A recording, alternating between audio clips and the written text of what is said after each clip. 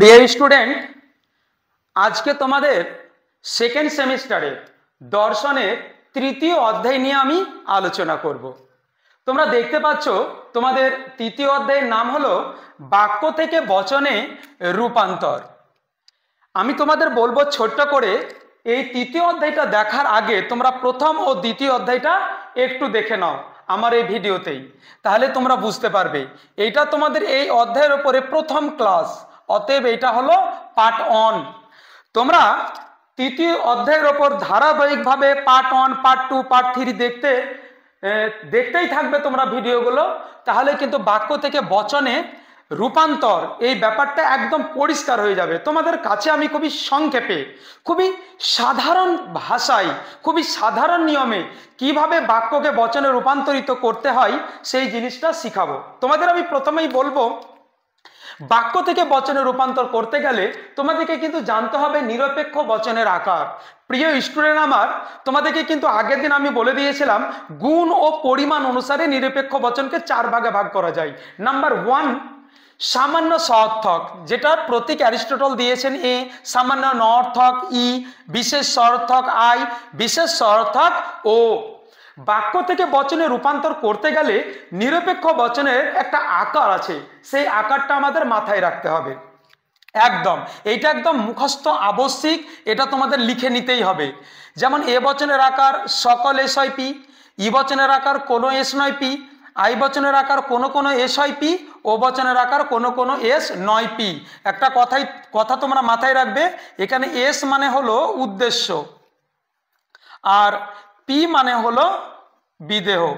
প্রিয় স্টুডেন্ট, আমি তোমাদের বলেছিলাম একটা নিরপেক্ষ বচনের 4টা অংশ। একটা অংশের নাম হলো পরিমাণ, এটা হলো পরিমাণ, এটা হলো উদ্দেশ্য এস সাবজেক্ট, হয়টা হলো সংযোজক আর পিটা হলো বিদেহ। তাহলে পরিমাণ, উদ্দেশ্য, সংযোজক, বিদেহ। আমি এখন তোমাদের সুবিধার জন্য পরিমাণকে আর সংযোজকগুলোকে আন্ডারলাইন করে রাখলাম। পরিমাণ আর সংযোজক 4খানা বচনের মধ্যে, এইটা মাথাতে রেখে দাও, তারপরে চলে এসো। তোমাদের বাক্য থেকে বচনে রূপান্তরিত করার যে 4খানা বচন আছে, অসংখ্য বাক্য থাকতে তোমাদের কোটি কোটি বাক্য হতে পারে, কিন্তু সেই সমস্ত বাক্যগুলো মাত্র 4খানা বচনে তোমার রূপান্তরিত হবে। আমি তোমাদের এক একটা রুল শিখাই। 1 নাম্বার নিয়ম, এ প্লাস ও বচনের নিয়মাবলী। এ প্লাস ও বচনের আমি একটা নিয়ম তোমাদের লিখে দিচ্ছি, এখানে তোমরা লিখবে সেট 1। কেননা এ প্লাস ও বচনের নিয়মাবলী আরো তোমাদের আছে। যেমন তোমরা যদি কোনো বাক্যের মধ্যে সব, সমস্ত, প্রত্যেক, সকল, যে কোনো, যে কেহ প্রভৃতি শব্দগুলি যদি কোনো বাক্যে থাকে এবং বাক্যটি যদি হ্যাঁ বাচক হয়, তাহলে এ বচন হবে। কিন্তু বাক্যটি না বাচক হলে ও বচনে পরিণত হবে। প্রিয় স্টুডেন্ট, দর্শন শিখতে গেলে রুলস কিন্তু তোমাকে কিন্তু মনে রাখতে হবে। দেখো, এ প্লাস ও বচনের নিয়মাবলী আমরা কিভাবে বাক্যকে বচনে রূপান্তরিত করব, তার জন্য কয়েকটা শব্দ তোমাদের মাথায় রেখে দিতে হবে। সব, সমস্ত, প্রত্যেক, সকল, যে কোনো, যে কেহ, এইগুলো কিন্তু সমার্থক শব্দ। আমি যদি বলি সব আম মিষ্টি, কেউ যদি বলে প্রত্যেক আম মিষ্টি, আরেকজন যদি বলে সমস্ত আম মিষ্টি, মানেটা কিন্তু একদম এক। এই শব্দগুলো থাকার পর যদি কোনো বাক্যটা হ্যাঁবাচক হয়, যদি কোনো বাক্যটা হ্যাঁবাচক হয়, তাহলে কিন্তু এ বচন হবে। আর ওই শব্দগুলোই থাকার পরে বাক্যটা যদি নাবাচক হয়, নাবাচক, তাহলে কিন্তু ও বচন হবে, এটা মাথায় রাখতে হবে। হ্যাঁ বাচক, তাহলে নিঃসন্দেহে এ বচন হবে। এখন প্রশ্ন হলো এ বচন আমরা লিখে দিলে হবে কি না? বচন করার আগে এখানে লিখতে হবে এল এফ, মানে হলো লজিক ফ্রম। তোমরা বচন বাক্যর নিচে লিখবে এল এফ, লজিক ফ্রম, বা এর বাংলা মানে হলো তর্ক বিদ্যাসম্মত আকার, বা তর্ক বিজ্ঞানসম্মত আকার, বা যুক্তি বিজ্ঞানসম্মত আকার, যে কোনো একটা লেখার পরে বচন করবে। তাহলে এটা এ বচন হলো। এবার যখন যে বচনটা হবে সেই বচনের আকারটা কিন্তু দেখো আমি বোর্ডের ডান দিকে লিখে রেখেছি, এটা এ বচন, এ বচনের আকার। আমি শুধু পরিমাণ এখান থেকে নেব, আর বাকি কিন্তু এখানে চেঞ্জ হয়ে যাবে। তাহলে এ বচন করতে গেলে প্রথমে সকল, আন্ডারলাইন আছে, সকলটা নিতে হবে, পরিমাণ আমাকে বসাতে হবে। এস মানে সাবজেক্ট, এখানে আন্ডারলাইন নেই, মানে আমি তোমাদের সুবিধার জন্য এই আকার থেকে শুধু আর শুধুমাত্র আমরা আন্ডারলাইনগুলো নেব, আর বাকি এসপি এই বাক্যতে যেটা উদ্দেশ্য বিধেয় হবে সেটা আমরা নেব। তাহলে সকল আছে, নিয়ে নিলাম। এস আন্ডারলাইন নেই, আমি নেব না। এস মানে এই বাক্যতে যেটা এস, এটা কাক হয়েছে। তারপরে হয় আছে, আমি হয় নেব, একদম আকার দেখে করবে। পি মানে এখানে পি কোনটা? কালো। সকল কাক হয় কালো। প্রিয় স্টুডেন্ট, বচন খুবই সোজা। প্রথমটা একটু শুধু ভালো করে বোঝো, দ্বিতীয়গুলো তোমার কাছে আরো ওপেন হয়ে যাবে। শিক্ষা যে মুক্ত, মানুষকে যে মুক্ত করে শিক্ষা, সেটা কিন্তু তুমি এই ভিডিও বা একদম একটু ধ্যান দিয়ে একদম সুস্থ মস্তিষ্কে তুমি যদি এই ক্লাসটা করো, প্রথম ক্লাসটা, দেখবে বাকি বচনগুলো তোমার কাছে একদম ওপেন হয়ে যাবে। সেকেন্ড আর একটা উদাহরণ নাও, দেখো প্রত্যেক রত্ন মূল্যবান। এখানে রত্নটা হলো উদ্দেশ্য, মূল্যবানটা হলো বিধেয়, তার বাইরে প্রত্যেক, এই প্রত্যেক শব্দ আর বাক্যটা হ্যাঁ বাচক, এটা নিঃসন্দেহে এ বচন। তাহলে কি হবে? সকল। এ বচন হলে আকারে কিন্তু প্রথমে সকল আছে, তারপরে সকলের পরে এস, এস মানে এইখানে যেটা উদ্দেশ্য, রত্ন। তারপরে কি আছে? হয়। তারপরে কি আছে? পি, পি মানে মূল্যবান।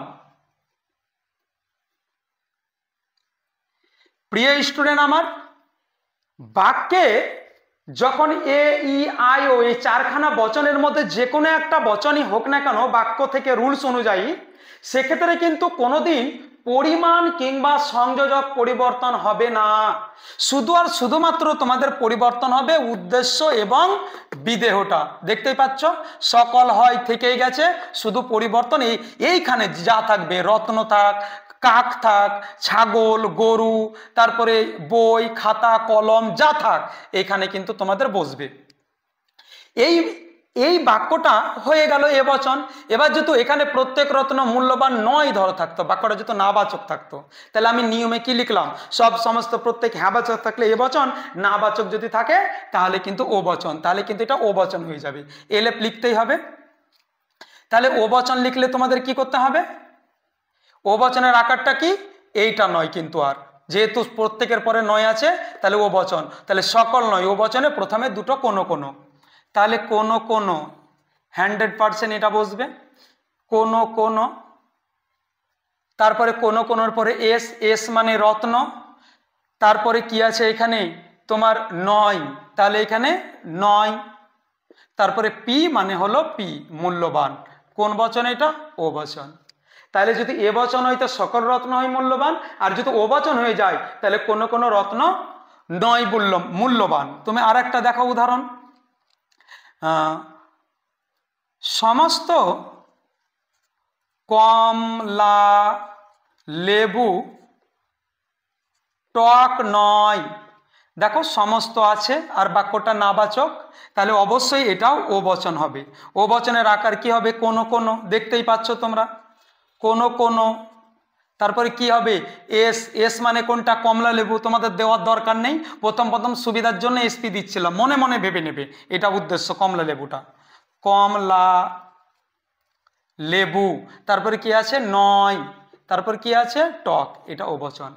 তোমরা এরকম ভাবে আরো অনেক শব্দ আছে, তোমাদের বাজার চলতি বই আছে, সেখান থেকে তোমরা প্রশ্নগুলো নাও, বাক্য, সেই বাক্য থেকে তোমরা বচন করতে থাকো। কোনো প্রবলেম হলে তোমরা আমাকে কমেন্ট করে জানাবে।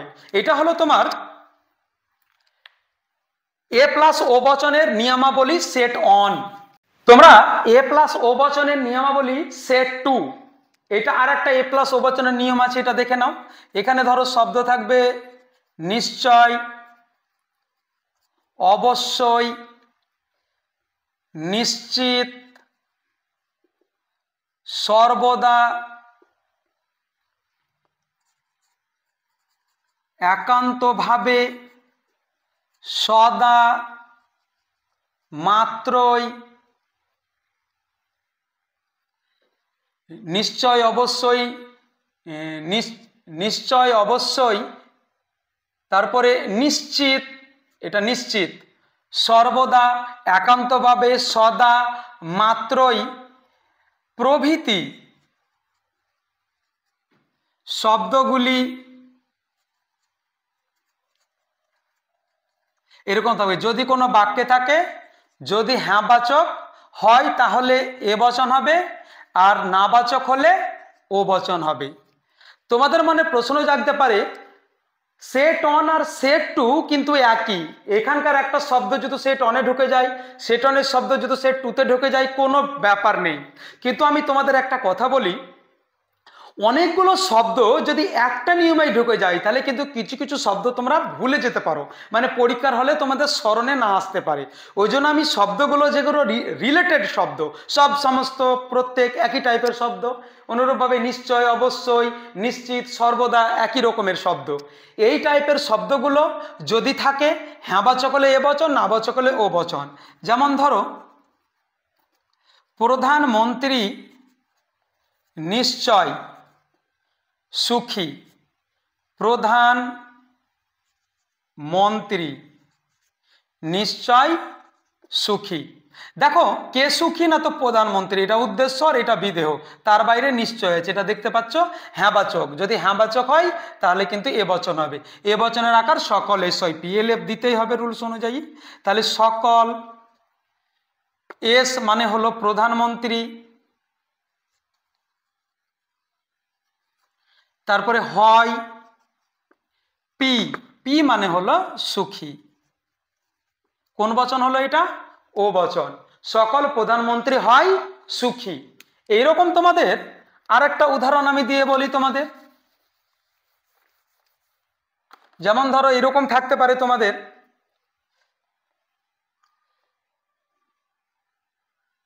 দু নাম্বার, নারী রা নিশ্চয় পুরুষের সমকক্ষ নয়। এই যে এখানে নিশ্চয় আছে, এখানে নাবাচক আছে, তাহলে নিশ্চয়টা ও বচন হবে। নারীরা উদ্দেশ্য, পুরুষের সমকক্ষ বিদেহ, তাহলে এটা ও বচন হবে। তাহলে কোনো কোনো এস নয় পি, তাহলে কি হবে? কোনো কোনো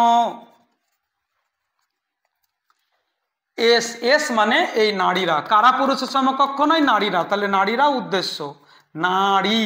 এখানে কিন্তু নারীরা বহু বচনে করা আছে, আমি কিন্তু এটাকে এক বচনে করব, কেননা কোনো কোনো নারী, এই যে পরিমাণ দেওয়ার পরে বহু বচন হয়ে যাচ্ছে, ওই জন্য কোনো উদ্দেশ্যে যদি রা, হস্যই বা দের এরকম থাকে, তাহলে আমি শুধু আর শুধুমাত্র সিম্পল ওই শব্দটা লিখবো, হ্যাঁ, বহু বচনের শব্দটা এখানে যোগ করব না।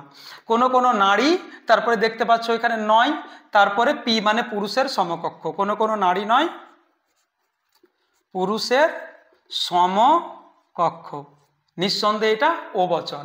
আর একটা তোমাদের দিয়ে দিই, ধরো এখান থেকে 3 নাম্বার, মানুষ মাত্রই মরণশীল।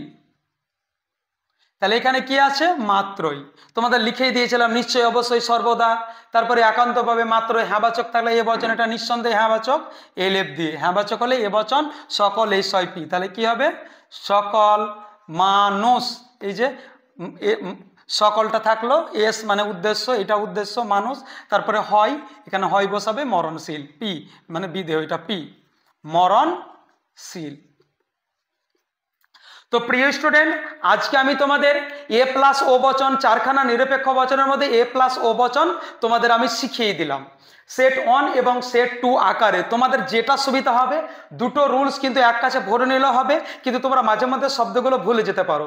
যদি শব্দগুলো ঠিকভাবে মনে রাখতে চাও, আমি তোমাদের বলবো সেট 1 সেট 2 করেই তোমরা মাথায় রাখবে। তোমরা প্র্যাকটিস শুরু করো। আগামী পার্ট 2তে তোমাদের নিয়ে আসবো আমি আই প্লাস ও বচন। ততক্ষণ তোমরা সুস্থ থাকবে, ভালো থাকবে এবং বন্ধুদের বলবে। আর তার আগে বলো তো আমার ক্লাসগুলো কেমন লাগছে। যদি ভালো লাগে প্লিজ আমার চ্যানেলকে তোমরা সাবস্ক্রাইব করে নেবে, বন্ধুদেরকে একটু বলবে। দেখা হবে আগামী ভিডিওর সঙ্গে।